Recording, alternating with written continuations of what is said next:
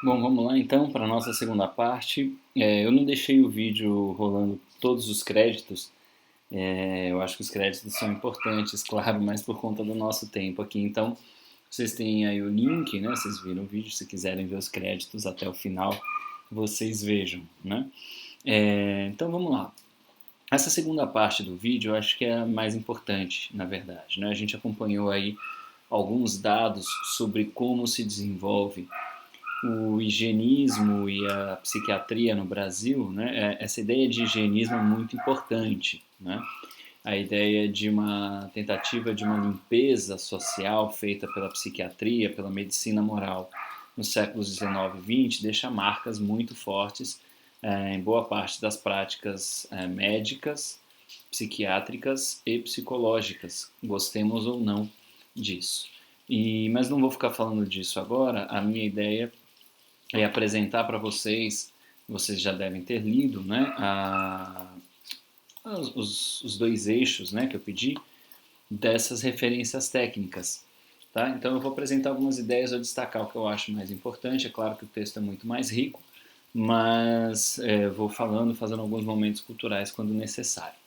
Então, chamar atenção para essas referências técnicas para atuação de psicólogas ou psicólogos no CAPS, Centro de Atenção Psicossocial, né? Botei aí a capinha, mandei para vocês o arquivo, né? Então, é muito interessante vocês terem acesso a outras referências técnicas, vocês verem que esse é um produto coletivo, né? Isso foi feito com pesquisas, com profissionais atuando, com especialistas na área. Isso é realizado principalmente pelo CREPOP, né? Que é o Centro de Referências em Políticas Públicas do Conselho Federal e que tem representações nas diversas regionais.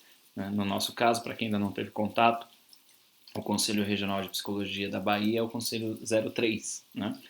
E aqui vocês veem o selo de 50 anos, é uma edição de 2013, então relativamente recente, né? Então vamos lá.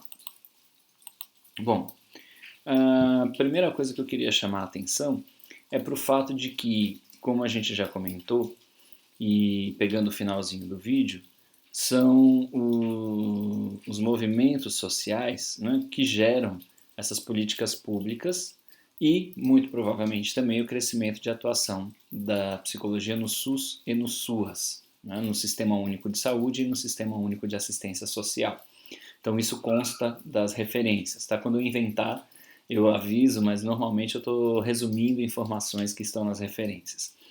E que movimentos são esses? É o movimento dos trabalhadores de saúde mental, o MTSM, do final dos anos 70, que é uma época bem importante, né, para a transformação da saúde mental no Brasil, ou pelo menos da abordagem da saúde mental no Brasil, e o Movimento Nacional da Luta Antimanicomial, né, já dos anos 80. E então, diretamente voltado para a formulação das políticas. Né? Estou chamando atenção para isso para mostrar que às vezes a ciência pisa na bola e são os movimentos sociais, obviamente que envolvem os cientistas, ou as pessoas, os especialistas, mas que vão tentar, de uma certa forma, rehumanizar, né, ou trazer possibilidades de transformação no campo da ciência. Tá? Então, o que eu acho importante? A gente entendendo alguns princípios centrais. Eu vou falar disso e a gente pode discutir detalhes depois no nosso momento conjunto, mas acho que essas ideias são muito fortes. Eu talvez fique um pouco repetitivo, retome elas, mostre que está no texto para vocês verem que isso é o que o Conselho Federal de Psicologia recomenda para trabalhos no Centro de Atenção Psicossocial. Então, nesse caso, qual é o objeto? Né? Eles deixam muito claro, assim, o objeto de trabalho, para onde a gente olha, com o que a gente efetivamente vai trabalhar na atenção psicossocial. Então, esse objeto deixa de ser a doença mental como processo natural ou abstrato, e a gente já conversa sobre isso, e converte-se no, atenção a isso, conjunto de condições concretas de existência da população, seus determinantes nos processos saúde e doença, suas expressões em experiências de sofrimento de sujeitos singulares. Então eu vou aproveitar minha participação para pegar o texto e conversar um pouquinho mais, chamar a atenção de vocês para algumas expressões que eu acho muito importantes, né? É um texto bem escrito, né? Vejam só. Então, o nosso objeto, o objeto da psiquiatria, o objeto da psicologia, não é nesta vertente que é política pública, né? Que é como nós devemos pensar nossa profissão a partir da Constituição e de seus derivados, não é mais a doença mental como um processo natural, ou seja, a gente entender que a doença mental é qualquer questão biológica puramente, né? Ou puramente abstrata. Né? Vocês vão ver entrevistas com psiquiatras, inclusive, né? Com pessoas que repensam as suas práticas a partir dessas políticas, falando do quanto tem de abstrato nisso, tem muito mais valores sociais implicados do que efetivamente questões de saúde biológica. Se vocês viram o documentário, né, o Holocausto Brasileiro, dá para a gente ver a diferença de uma pessoa que vive no hospício para uma pessoa vivendo numa residência terapêutica. É a mesma pessoa, com a mesma estrutura biológica. Né? O que mudou? É isso que eu acho importante a gente prestar atenção. Né? Então, o objeto do trabalho é o conjunto de condições concretas de existência da população. Então vejam como isso muda. Né? A gente é educado na psicologia para pensar a doença mental e os processos internos, tá? Se não biológicos, abstratos. Quando a gente vê essa proposição, qual é ela? É a gente trabalhar com um conjunto de condições concretas de existência da população, nem é só do indivíduo, tá? Prestem atenção nesses termos. E aí, quando a gente pensa nesse conjunto de condições concretas da população, a gente vai ter uma atenção aos determinantes dos processos saúde e doença. Então, o que é que interfere os processos de saúde e de doença? E aí a gente vai discutir um pouquinho mais adiante o que a gente entende por doença nessa vertente. Tá? E como isso se expressa em experiências de sofrimento de sujeitos singulares. Então, o sofrimento do sujeito singular não é o objeto, ele é uma expressão, é uma possibilidade de expressão, é como ele aparece para nós, né? Mas o objeto são os determinantes do processo de saúde e doença no conjunto de condições concretas da existência da população. Então, poucas teorias nossas têm condições de dar conta disso. E vejam como isso é grave, porque a gente está falando assim, qual é o objeto do trabalho? Para onde a gente olha? Qual é o nosso foco? Tá? O nosso foco são essas condições de existência que se expressam no sofrimento individual. Então não faz sentido eu operar sobre o sofrimento individual, porque eu não estou alterando as causas. Né? Entende? Espero que isso tenha ficado claro. Né? Então, já começa por aí. A gente precisa ter clareza de qual é o objeto de trabalho no Centro de Atenção Psicossocial. Se é assim, qual é a intervenção? Eu vou intervir sobre o objeto. Né? Seria, sei lá, né? A mesma coisa de eu falar assim, bom, a gente precisa de uma alimentação melhor. E aí eu resolvo a comida jogando sal ou azeite, né? Não é isso, tá? Em toda a estrutura de como a gente escolhe, do que a gente faz, de como a gente faz, para enfim pensar em como isso expressa o seu sabor, né? Eu acho que foi horrível, mas foi a primeira coisa que me veio na cabeça. O que eu quero dizer é assim, você não muda a alimentação só no tempero, você tem que mudar tudo, né? Você vai intervir na base, né, de todo o planejamento, ou seja, naquilo que é o objeto. O objeto de trabalho são as condições de existência, né, concretas, e não a expressão de sofrimento. A expressão de sofrimento é como essas condições se expressam. Então, onde a intervenção se concentra? Qual é a proposta de intervenção? Isso está lá na página 78. A intervenção busca transformações sob o território, compreendido não apenas como espaço físico, mas como campo de relações, de vínculos e de modos e formas de organização da vida produzidas pelos homens que nele habitam. Então, a intervenção se dá no lugar dessas condições de existência. Que lugar é esse? É o território. Então, eu repito isso, falo isso muitas vezes, e aqui eu queria deixar bem claro, né? O que é território? Que é o nosso objeto de trabalho no CAPS, tá? É o objeto de trabalho da psicologia num trabalho multidisciplinar, então não só da psicologia. Então é transformar, né, ou buscar transformações no território. Território não apenas como espaço físico, então não adianta só dizer assim, bom, é o CAPS porque a pessoa tem direito de ser atendida perto da casa dela. Não, né? Ou na cidade dela, não. Não é só um espaço com 3 dimensões, né, com largura, profundidade e altura. A gente está falando de território como campo de relações, de vínculos e de formas de organização da vida que são produzidas pelas pessoas. Lembram? Né? Tese número 6 de Marx. A essência humana são as relações humanas. Né? Então, o que a gente está pensando aqui? O foco do trabalho da psicologia na atenção psicossocial é o território. E o que é território? Um espaço tridimensional? Não, um espaço multidimensional, com diversas relações humanas acontecendo, com vínculos acontecendo e formas de organizar a vida acontecendo. Então a gente vai atuar em formas de organização de vida, nos vínculos e no campo de relações. Complexo? Essa é a proposta, né? Isso está lá nas referências, tá bom? Então vamos seguindo, para não gastar muito tempo no vídeo. Eu preciso então entender com isso o que é o transtorno mental. O transtorno mental, na psicologia clássica, né, se a gente quiser no tratamento clássico da loucura, era o objeto. Né? Aqui a definição já é outra. Tá? Aqui a definição é uma situação limite de um processo social complexo e problemático. Então, o transtorno mental não é algo que habita uma pessoa, mas é uma situação.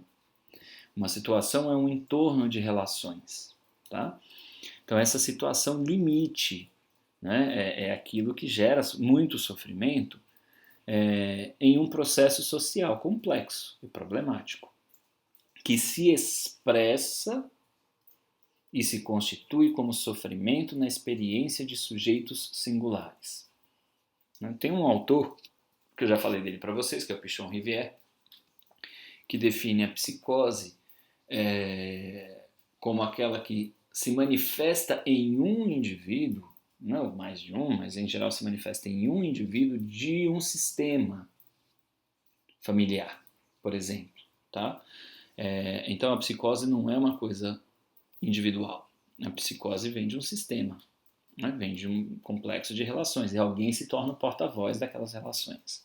Tá? Ele era um psiquiatra, psicanalista, marxista, argentino, né? E que traz essa ideia, e por isso ele se dedica a trabalhar com grupos. Tá? Então isso é para dar uma ideia, isso eu estou trazendo para além do texto que vocês leram, né? Mas só para ilustrar o que o texto está dizendo. O transtorno mental é uma situação dentro de um processo social que se expressa na experiência de sujeitos singulares. Né? E, em geral, o transtorno mental é acompanhado de diversos marcadores sociais. Não dá para pensar o transtorno só como um indivíduo. E na nossa história, na história do Brasil, e vocês devem ter visto isso também no videozinho que eu acabei de passar, também no Holocausto Brasileiro, o racismo é um dos grandes marcadores da questão de como se fala de transtorno mental no nosso país. Né? O racismo é estrutural, efetivamente, da organização do Brasil. Não tem como falar nem em sintoma de transtorno mental sem falar no racismo e como nós geramos sofrimento na população negra. Né? E o texto deixa isso claro. Esses marcadores sociais foram mais influentes na história do que os marcadores clínicos. Né? A gente vê que, em geral, as pessoas que davam trabalho, que saem da norma social, são aquelas que são consideradas com algum transtorno mental, como vocês viram no vídeo, os anarquistas, os comunistas, né, as pessoas que questionavam a ordem higienista brasileira. Bom, o que é então a perspectiva da atenção psicossocial? E eu achei interessante esse termo, perspectiva. Lembram que eu falei? Os óculos, sem os óculos, como é que eu olho para o mundo se eu mudo de perspectiva e olho a partir da atenção psicossocial, né? É a perspectiva de uma intervenção orientada para as redes de relação e circulação dos indivíduos. Tá? Então vejam, isso é um princípio básico da política, né? Como é que a gente olha para o transtorno? Como uma expressão dessas relações. Então, como é que eu olho para as possibilidades de transformação disso? Para uma intervenção nas redes de relação e em como os indivíduos circulam pelo mundo, pela cidade, pelo bairro, pela rua, né? É diferente de a gente pensar na lógica excludente em que eu pensava, esses indivíduos não trabalham, a gente joga eles para um outro lugar e o mundo continua funcionando aqui como se esse mundo fosse bacana, né? E a pessoa está lá. A intervenção agora é esta pessoa vem para cá e isso aqui tudo tem que mudar em função do fato de que essas pessoas estão aqui. Até porque é esta forma de funcionamento que gera essas formas de sofrimento que exclui essas pessoas, né? Então, a perspectiva é totalmente diferente. É de uma atenção, né, de um foco psicossocial, né? Então, eu estou pensando na expressão individual, mas ela vem sempre junto com a sociedade, né? E isso às vezes soa bonito, as pessoas falam, não, a gente trabalha com atenção psicossocial. Como? Ah, a gente não faz mais o tratamento do manicômio, a gente atende a pessoa, dá remédio, faz psicoterapia individual no CAPS. Se está no CAPS é a atenção psicossocial, e a atenção psicossocial é fazer isso, né? Porque agora ela está perto da casa dela. Então não é. Né? A galera do movimento de saúde mental hoje fala dos CAPS cômios. Né? Quer dizer, mudou para o CAPS, mas a lógica segue sendo a lógica manicomial. É a perspectiva da doença biológica ou da doença que habita aquele corpo, e aquela pessoa tem problema, e a gente vai tentar transformar ela para ela caber nesse mundo aqui fora. Isso é diferente. A gente está falando de como mudar redes de relação e circulação das pessoas no mundo concreto, no dia a dia. Tá? Aí eu trago, de novo, aprendi a copiar, esse negócio está ótimo, não preciso ficar digitando mais. E aqui eu provo que vem do próprio documento, né, que está lá do jeitinho que está no documento que eu recortei de lá. É uma mudança de perspectiva, uma mudança de paradigma. Tá?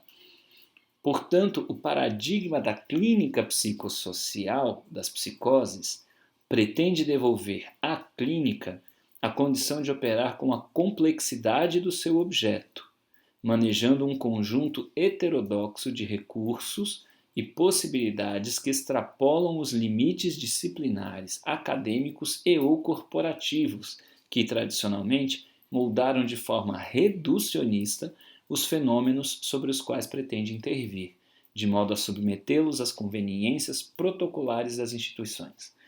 Vamos começar pelo final, vejam como é interessante esse trecho. Primeiro está dizendo que tradicionalmente se foi reducionista em relação ao fenômeno do transtorno mental, né? Buscando intervir de modo a submeter esses fenômenos às conveniências protocolares das instituições. Então, ou eu faço a pessoa caber num consultório psiquiátrico, ou eu faço ela caber num hospital psiquiátrico, ou eu faço ela caber numa nova versão do manicômio, que é o CAPS, quando usado sem esses princípios. A ideia qual é? A gente devolver à clínica a condição de operar com a complexidade, né? De manejar um conjunto heterodoxo de recursos e possibilidades que extrapolam os limites disciplinares. Então eu vou trabalhar justamente com a complexidade do fenômeno que envolve outros profissionais, outras disciplinas, que envolve um trabalho em equipe, que envolve um trabalho com todo o território. Isso é muito diferente do que a gente aprende a fazer, do que as pessoas têm feito em geral. Né? Muito mesmo. Tá? Então tá lá. essa proposta baseada num texto de 2009. Né? Então, consequências disso. A atuação da psicologia deve estar voltada para, e aí vocês veem que eu estou meio repetitivo, mas é isso. Né? A nossa atuação não está voltada para o sujeito individual pura e simplesmente. Né? Não é esquecê-lo, mas é voltada para questões sociais e culturais que atravessam a psicopatologia. Então, psicopatologia é o estudo do sofrimento psicológico. Né? Não é a gente ter uma classificação das patologias, encaixar pessoas. É entender como este sofrimento, né, logos do estudo, patos, sofrimento e psico da alma, né, o psíquico. Então, é o estudo do sofrimento psíquico. Este sofrimento é causado, muitas vezes, ou pelo menos está num contexto sociocultural que a gente não pode esquecer, de forma alguma. E não adianta falar assim, não, mas a minha teoria considera isso, e aí eu entendo que a pessoa funciona assim, porque uma relação na infância. Não, a gente não está falando de contexto social e cultural, quando estou falando de relação na infância. Pode ter peso? Pode. Né? Mas eu estou falando de condição concreta atual do território da pessoa. Né? Então vejam, perceber dificuldades relativas a cada território de convivência.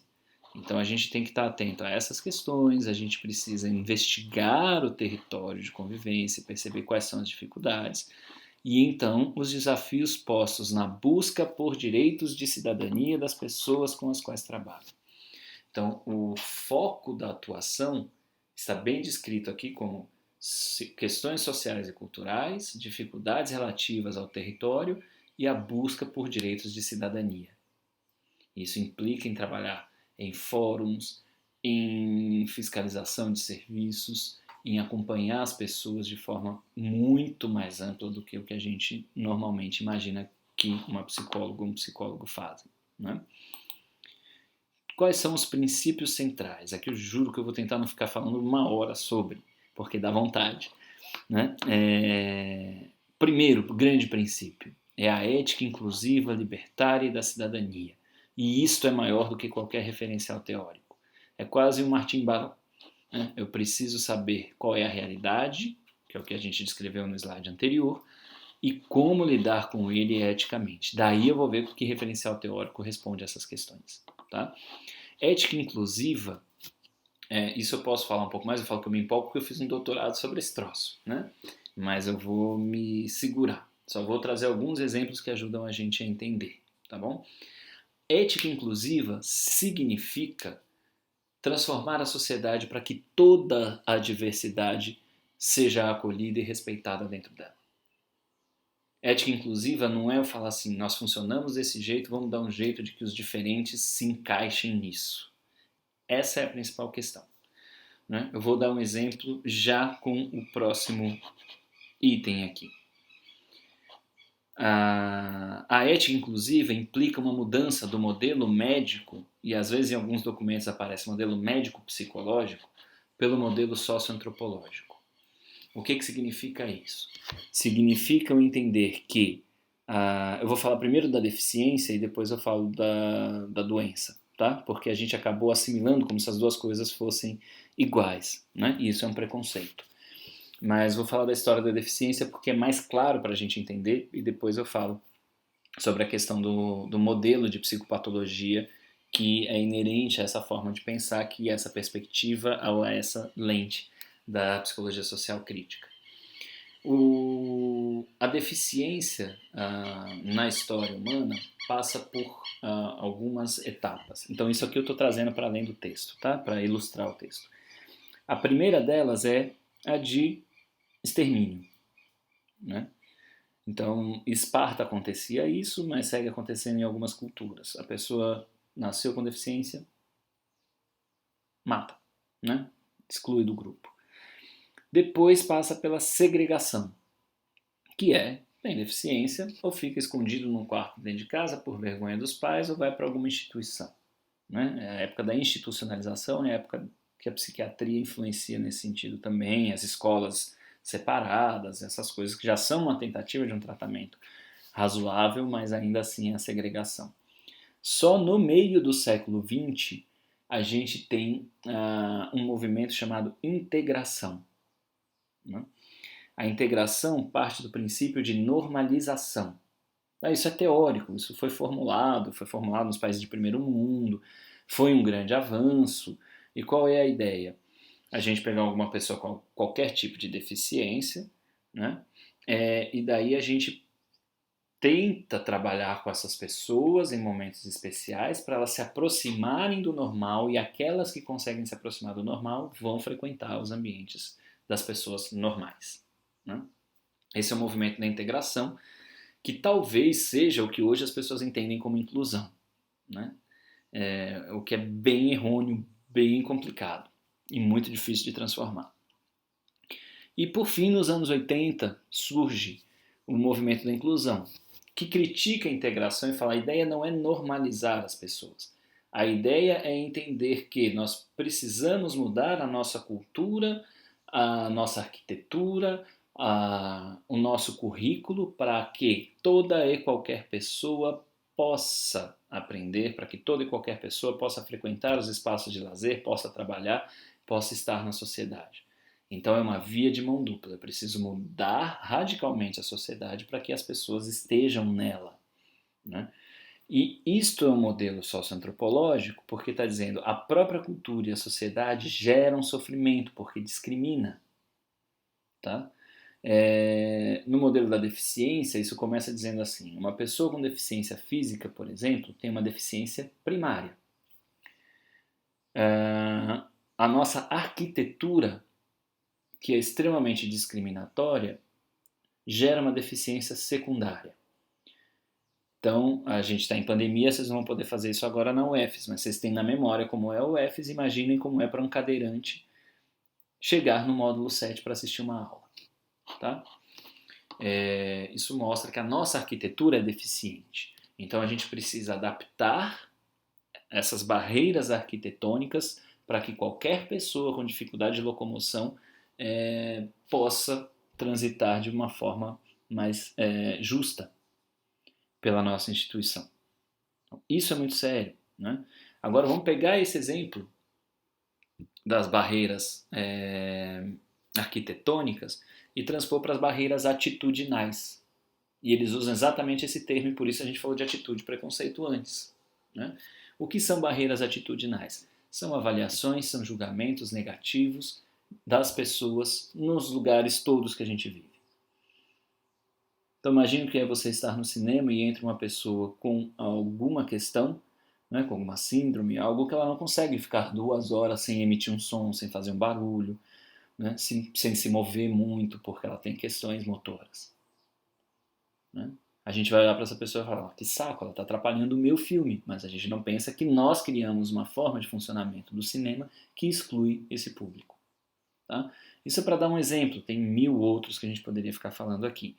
Então, o modelo médico é um modelo que concentra na pessoa o problema e tem uma norma que é onde as pessoas devem chegar. O modelo socioantropológico diz: as culturas geram ou agravam as deficiências primárias ou o sofrimento primário. Para o modelo médico, o sofrimento, né, a patologia, habita o corpo das pessoas. Para o modelo socioantropológico, a patologia é um sofrimento que ganha sentido ou é causado pelas relações sociais e culturais, né? Então, é possível a gente pensar que uma pessoa, por exemplo, né, tem AIDS e não está doente? Neste modelo, sim. Se ela não sofre, se nós não geramos sofrimento, se a gente não gera preconceito, se ela consegue manter um certo equilíbrio biológico, está tudo bem. O sofrimento é biopsicossocial, tá? Às vezes esse modelo usa o biopsicossocial para parecer modernoso, mas fica só no bio, né? E às vezes os psicólogos estão aqui, falando do psico, e dizem: a gente é psicólogo, a gente não é psiquiatra, a gente é do bem, a gente está falando de biopsicossocial, mas não tem nada de sociedade. E às vezes nem de biológico. Em algum momento eu vou contar para vocês como a gente inventa patologias biológicas que não são biológicas, né? E aqui não, aqui a gente está falando, mas são esses sentidos, esses significados que a gente atribui que geram sofrimento nas pessoas ou agravam o sofrimento das pessoas. Isso significa que a gente intervém aonde? Em tudo. Na cultura, na sociedade, nas atitudes, não só daquele que sofre, mas daqueles que geram sofrimento. Tá? Isso, obviamente, implica numa clínica que não pode ser exclusiva, é uma clínica multidisciplinar. Né? E aí a gente tem os princípios de acolhimento. Aconteça o que acontecer, essa pessoa precisa ser acolhida, ouvida, respeitada. Né? O que se faz depois desse acolhimento? Uma construção de travessia, né? Uma possibilidade de ajudar esta pessoa a passar do transtorno para uma nova condição. E uma construção de coletivos responsáveis. Vejam, a técnica deve ser uma técnica de construção, de projeto de saída do transtorno, que implica na construção de coletivos responsáveis e não de uma pessoa normal, não de uma pessoa equilibrada, compensada. Não é esse o foco. Né? Isso pode acontecer se a pessoa se sentir melhor, estar mais equilibrada, compensada, sim, mas ela precisa de um coletivo responsável. E esse coletivo é o CAPS, esse coletivo é a família, esse coletivo é a comunidade. Tá? São esses os objetos de intervenção. Então, vamos lá, eu tentando ser rápido. As práticas no CAPS, né, implicam numa reinvenção e transformação da psicologia. Né? O projeto terapêutico precisa envolver o território. Né? É um projeto que implica em transformações no território. E o que o povo tem feito é acolhimento, discussão de casos em equipe, até fazem psicoterapias, mas desde que dentro dessa vertente, né? Atendimento às crises, planos individuais de cuidado, grupos, oficinas, atividades de reinserção social, aproximação dos usuários em região rural, contato direto com a comunidade, programas de geração de trabalho e economia solidária. Vejam, isso é muito interessante. Né? A gente pode conversar mais sobre. O diagnóstico é um fato central. Né? Em geral, o nosso diagnóstico é voltado para encontrar alguma coisa na vida, na infância daquela pessoa. E aí eles dizem aqui, o diagnóstico psicopatológico é reducionista, reduz a experiência da loucura à doença. A experiência da loucura é muito mais do que o sofrimento. A experiência da loucura pode ser muita coisa. Né? Mas a gente só olha para isso. Tem teorias que dizem assim, não, a gente subverteu tudo. Mas só tem terminologia patológica. Isso diz muito. Né? Então, o diagnóstico deve ser um ponto de orientação. Né? Então, é meio que uma bússola normativa mesmo, assim, para onde nós vamos, né? Onde a gente quer chegar, num percurso a ser construído na história do sujeito. Então a gente está construindo uma história, a gente não está encontrando uma doença. Né? E ele é focado muito mais nas possibilidades do que na doença. Talvez entender um pouco da doença ajude, é como na educação. É um fetiche na educação inclusiva por saber qual é o diagnóstico das pessoas. E eu sinceramente digo assim, o que adianta você saber qual é a patologia da pessoa? O foco é como ela vai aprender. Talvez entender qual é a patologia possa ajudar a pensar estratégias de ensino, mas o foco tanto faz. Qual é a patologia da pessoa? Não vai fazer diferença. Né? O importante é saber como é que a gente ensina essa pessoa, como ela vai aprender. Por quê? Eu posso dizer assim, não, mas essa pessoa tem a síndrome X. Mas eu posso dizer que se 10 pessoas com essa síndrome X chegarem na nossa frente, elas vão ser iguais e vão funcionar do mesmo jeito? Né? Isso não é um foco no indivíduo, como se pensa, né, na singularidade. Isso é um foco numa abstração e num preconceito, em geral. Né? Então, essa é a ideia do diagnóstico. Então, modo de fazer. Chegando no final aqui, que o vídeo já ficou mais longo do que eu queria. Nossa Senhora... O que aconteceu aqui com a minha digitação? Ficou horrível, né? Mas é desinstitucionalização, eu acho. Ou eu digitei errado ou foi o corretor aqui. da prática e intervenção na cultura. Então, desinstitucionalizar a prática significa a gente tirar essa carga da psiquiatria, da psicologia clássica de dentro da gente. A instituição não é uma coisa de quatro paredes, a instituição é uma lógica de funcionamento, né? E aprender a intervir na cultura. É o deslocamento do tratamento do espaço restrito e especializado de cuidado da loucura, se é que era de cuidado, né, como a gente tem visto, ou seja, do hospital psiquiátrico, que é um espaço vertical e fechado, para a cidade. Né? Então, esse deslocamento do tratamento para a cidade. Olha que legal. Polis, política. Né? É disso que a gente está falando, das pessoas serem cidadãs, participantes da cidade, viverem a cidade. Né? Cidadania não é TRG, né? Nem certidão de nascimento, nem certidão de óbito.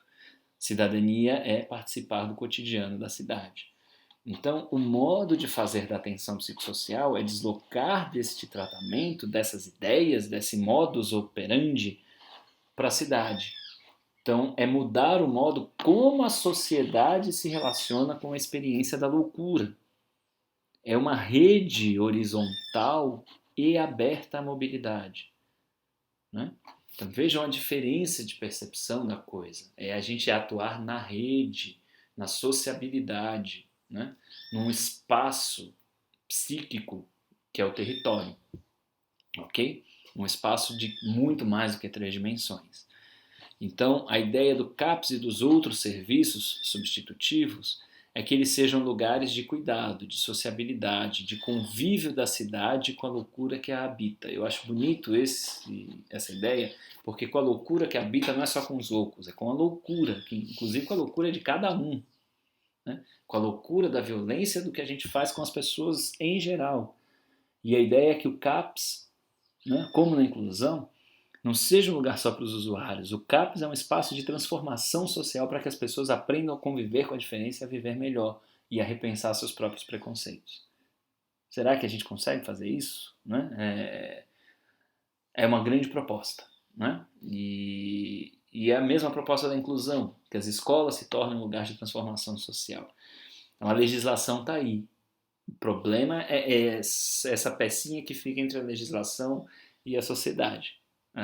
As profissionais e os profissionais que distorcem tudo isso e reduzem as mesmas e velhas teorias de sempre. A gente transforma tudo isso aqui em outra coisa, para encaixar nas nossas teorias bem anacrônicas, bem distantes desse princípio.